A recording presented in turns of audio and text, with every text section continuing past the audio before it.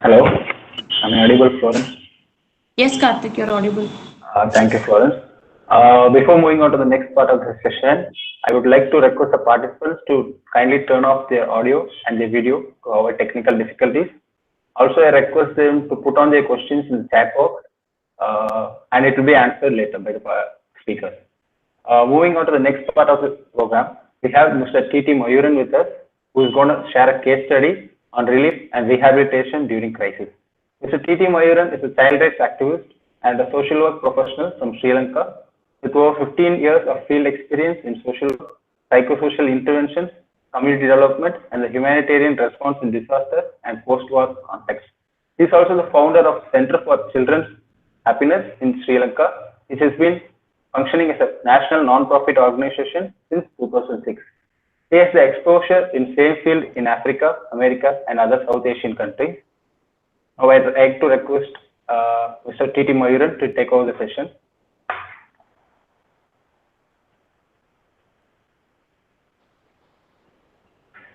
Hello, sir. Am I audible? Yes, sir. Yes, sir. You can. Okay. So nice to meet you. And thank you very much for the opportunity to the National Institute of Disaster Management and Madras Christian College. And yeah, we have a lot of learning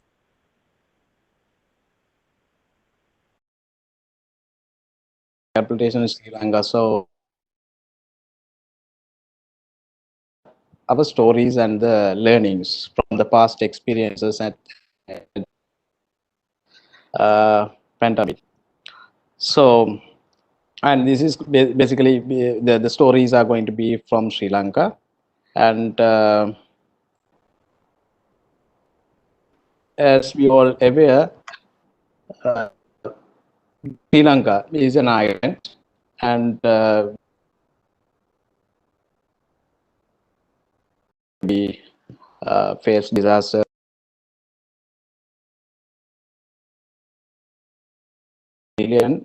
now, and we had a history of disasters in the past, which is man-made and natural disaster. And here I just wanted to highlight the key three instances that we have undergone. Here, the relief and rehabilitation, the learning stories, which actually comes from the existing incidences that we had. So, as we all aware, like the tsunami, which was held in 2000 December, excuse was me, a Myron, major sir. disaster in the history. Yes. Sorry to interfere you, sir. Like your presentation, are you sharing your presentation? Because you haven't shared your content. Not yet. Okay. Okay. Okay. I'll do. Yes, sir.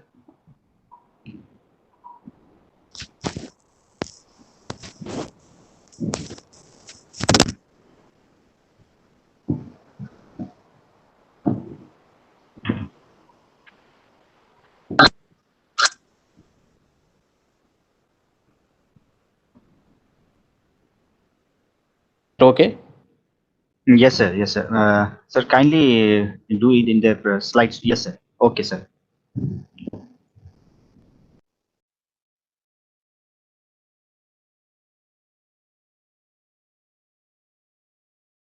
Mention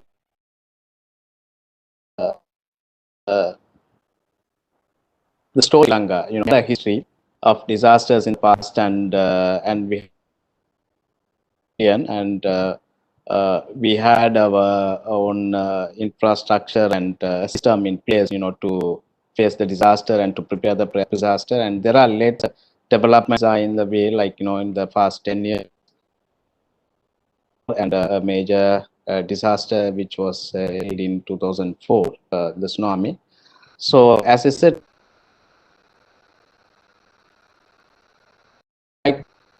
the stories from the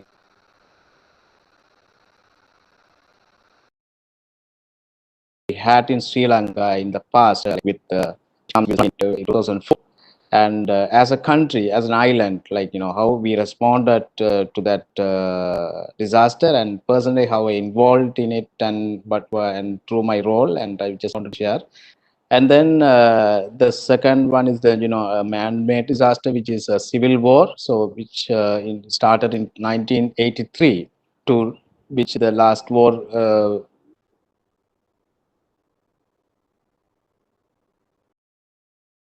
May. So the major one we undergone, and a part of the country, mostly the northern, was experienced to the war, and we involved directly to deal with this war, and the displacement and all the disaster, then recovery and the rehabilitation process just after the war. The current issue, 20. So with these experiences and the learnings from the existing disaster, how it is helping us to develop and deal with the current issues, like, learning from the past, to deal with the future. So building back better in the recovery from this global pandemic is absolutely necessary to build more resilient society, health disaster, including pandemic and epidemic. So mechanism and the system that we have formed in the past also is being supported. So that's what all the disasters and the experiences also are kind of learning for us to develop the system and to ensure the best practices.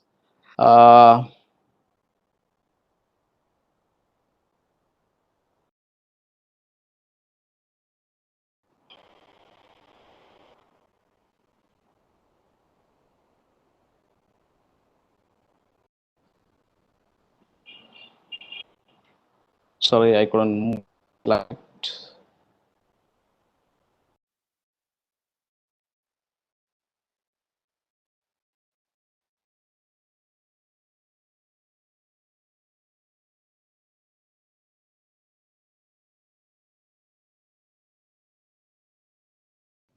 I think on the left hand side, down bottom side, you can see the arrow, sir. I think it will work from there.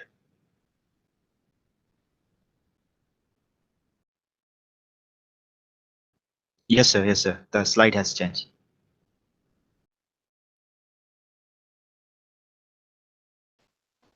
Then was in 2004, and just consider the last war, which was held in 2009, and then the current issue now with COVID-19. So in tsunami, I involved and I coordinated as a coordinator for task force in disaster. Basically, we were coordinating the mental health services in that time, and during that in the tsunami phase in northern Sri Lanka, we networked with NGOs. A lot of organizations were working with development and then humanitarian supports. But when the tsunami hit, then the organizations have to be coordinated and networked. So that was in that time, and then coordinated human resources. We had a lot of need to be connected with resources, especially the human resources, and we developed a capacity in mental health and psychosocial support services because we had a huge need on that during that time to get the resources and to work in the field in the coastal areas. And we also had organized befriending sessions and then capacity development. We also had published informations to the medias, because that era, we don't have the medias are not active, and then sharing right information is an issue always in that time. And so we took an initiative to share the information, and we had the media briefs, and we have provided informations to the media to the source, because whatever the information shared to the people in that time. So needed interventions that we have taken. And then we had a volunteer management, and then we involved in assessment in order to share right informations and all. When we look at the last war in 2009, which was a massive incident, considered with all the incidences that we faced in the past. And I had a role in that time to manage the relief and rehabilitation response in an organization called Consortium of Humanitarian Organizations. So Consortium of Humanitarian Agencies is an umbrella body to network all the organizations in Sri Lanka, the nationals and the international organizations. So we facilitated relief support to the area where we had the mass displacement, and then we also involved in the cluster coordinations. Like we had different clusters, and the civil society organizations and the NGOs were very active by that time in order to identify the needs and to prepare the needs and response and to plan for the recovery and rehabilitation. So we have different clusters which were coordinated by different agencies, as it was highlighted and presented in the first presentation by the friend from Mercy Malaysia. And we managed a hospital in the camp, actually, which was a collaborative initiative with Mercy Malaysia, and we involved directly, to run, because this camp was established population, like 1,000 populations.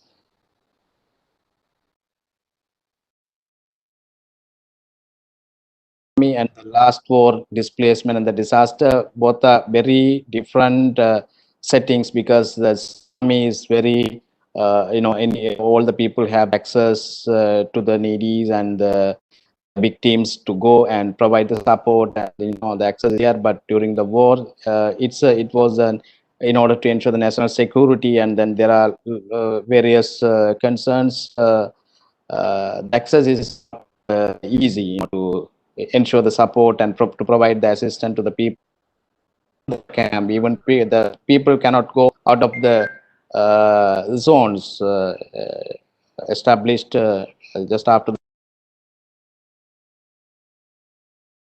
the war zone to another.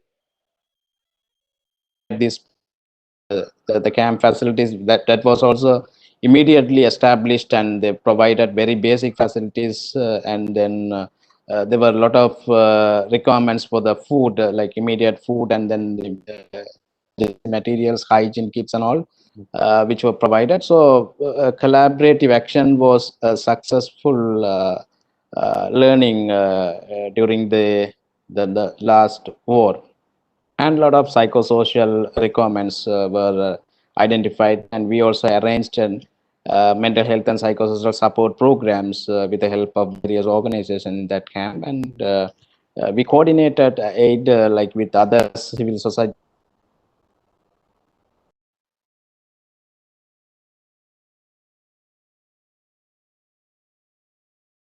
medical camp during the recovery process, because in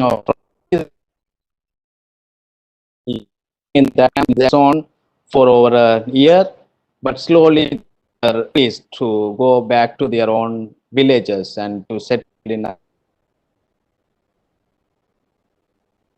medical assistance. So we didn't have any hospital, and with the help of the organizations, and we set up support, and even we have in the recovery phase we reconstructed hospitals and provided facilities. Then rehabilitate with shelters and livelihoods. So the story that we uh, uh, now right now, with the COVID-19 issue, like taking as a case, and comparing the learning from the past, like we are taking a role, like to responding relief and MHPSS, mental health and psychosocial support services. And as every one of us experiencing right now, people are in need, and economic requirements and income is a major issue, because when we take the story, we have around 80 million 8 million populations employed, where over 50% are not in a form of getting a permanent income.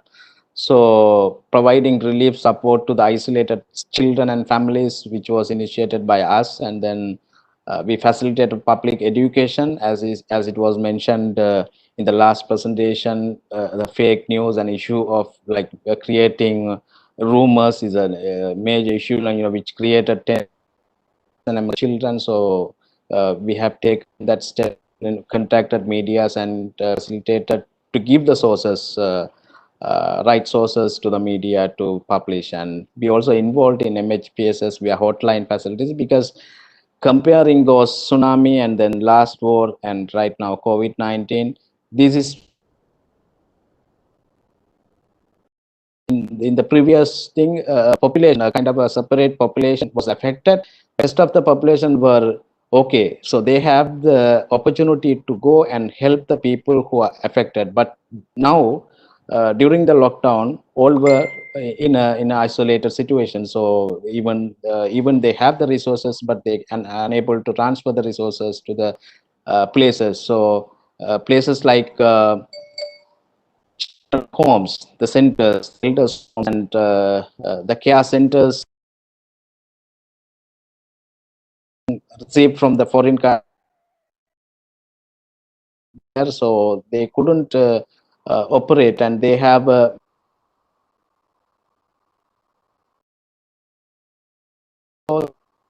as formed the presidential sector and a kind of a national coordination mechanism for the CS also to channel the resources to centers. So we were kind of an active and supportive mechanism that we observed during right now. And we run a virtual platform for children to provide information. So we formed a national like children.lk, and then we started information to the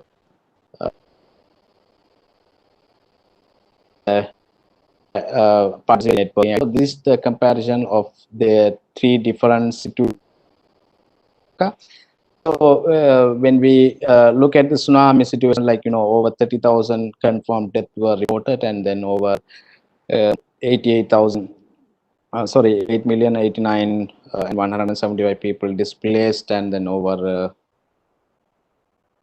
79,000 houses were damaged, and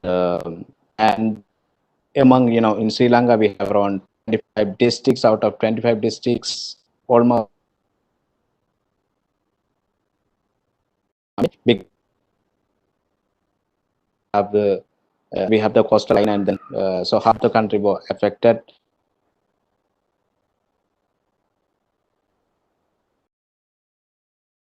Time when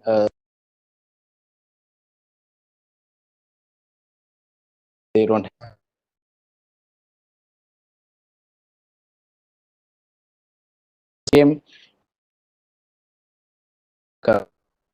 and their asset, and they provided a shelter to live for over a period of year, and then people with multiple needs, and these also were in the war situation for over 2-3 years to the direct situation. So they had that issues also, so when they were resettled and in the camp. And now in the COVID-19 situation, almost all the populations, they were in lockdown, and now they are released since the situation is being improved. But anyhow, we are still in a fearful situation. So there is a fear, because earlier, as I said, a group, separate population, like a people's initiative, volunteers initiatives were there. Even the aid agencies have a shortage of resources.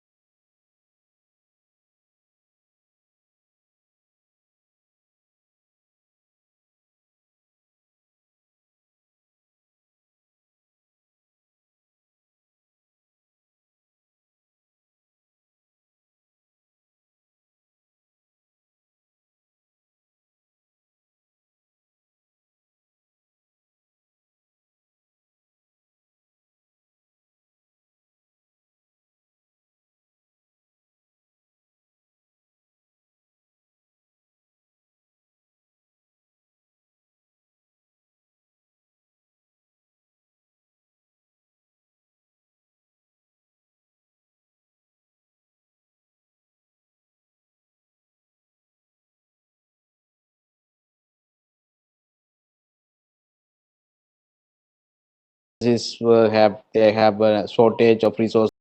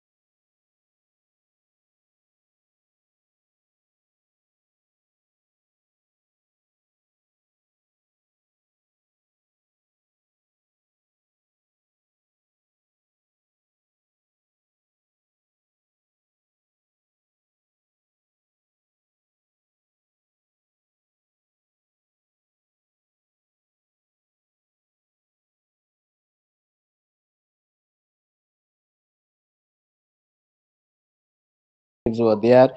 Even the aid agencies have a shortage of resources.